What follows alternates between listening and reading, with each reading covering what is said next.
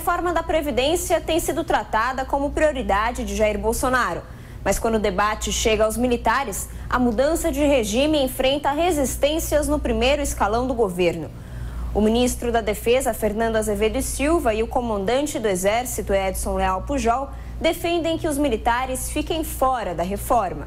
Caso isso se confirme, só as Forças Armadas seriam responsáveis por um déficit anual na Previdência de cerca de 40 bilhões de reais não resolvidos.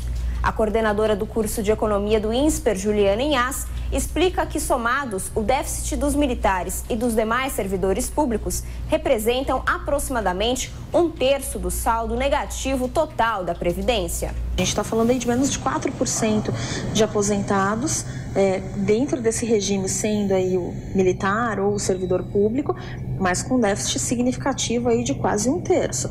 Então é muita coisa, o impacto continuaríamos tendo um problema crescente e significante dentro das contas públicas.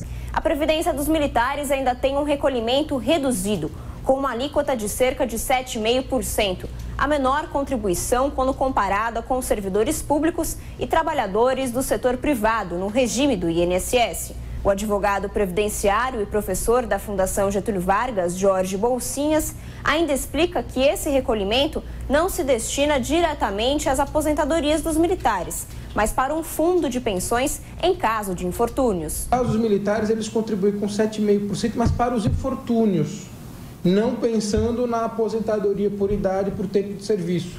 Então, a parte de aposentadoria por idade por tempo de serviço, ela é praticamente arcada pela União de forma integral. Apesar de ter acabado em 2001, o benefício de pensões vitalícias para filhas de militares se mantém para quem já o recebia, sendo um direito adquirido. Estima-se que pelo menos até 2060 haverá filhas de militares recebendo pensões. A reforma da Previdência ainda receberá ajustes antes de ser apresentada ao presidente Jair Bolsonaro nos próximos dias.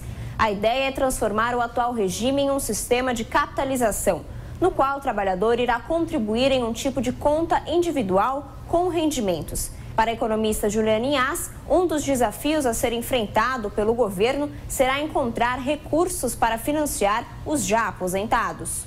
Todo mundo que já se aposentou não consegue entrar no regime de capitalização porque não tem mais como contribuir para a própria aposentadoria. Então ele só fica elegível para pessoas que acabaram de entrar ou aquelas que ainda vão entrar.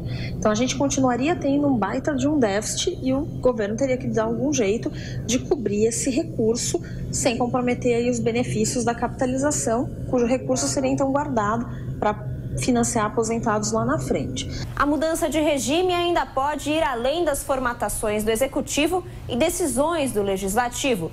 Trabalhadores que se encaixam no chamado período de transição podem recorrer ao Judiciário para permanecer na regra antiga, conforme afirma o advogado previdenciário Jorge Bolsinhas. Muitas das questões, mesmo você mudando a Constituição, mesmo você mudando a lei, ainda que seja uma lei muito detalhista, sólida, muita coisa vai sobrar para o Judiciário e, ao fim e ao cabo, para a interpretação do Supremo Tribunal Federal. Sempre tem alguém que está perto de aposentar no regime anterior, que quer ver garantido o seu direito de aposentadoria baseado na expectativa que tinha. Bolsinhas ainda atenta para a efetividade do regime de capitalização, ressaltando que o cidadão precisará ter a segurança de que sua contribuição está sendo bem gerida e investida.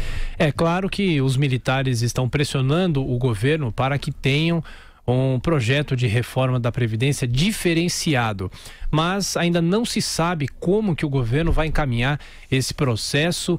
Inclusive, alguns especialistas dizem que o governo deveria fazer uma reforma da Previdência fatiada, mas isso já foi afastado pelo governo, mas fazendo uma reforma fatiada, primeiro seriam contemplados os servidores federais, depois todos os segurados do INSS e, paralelamente, seria feita essa previdência dos militares. De qualquer forma, são profissionais que têm uma carreira diferenciada, são profissionais que precisam realmente de um regime especial, porque há uma dedicação especial, uma dedicação específica, mas o governo ainda não sabe como vai encaminhar a reforma da Previdência no caso dos militares. Mas falando da reforma da Previdência geral, pelo menos nessa semana, essa é a expectativa de que o presidente Jair Bolsonaro receba o documento que virá da Economia, do Ministério da Economia, para saber o que será feito a partir de agora.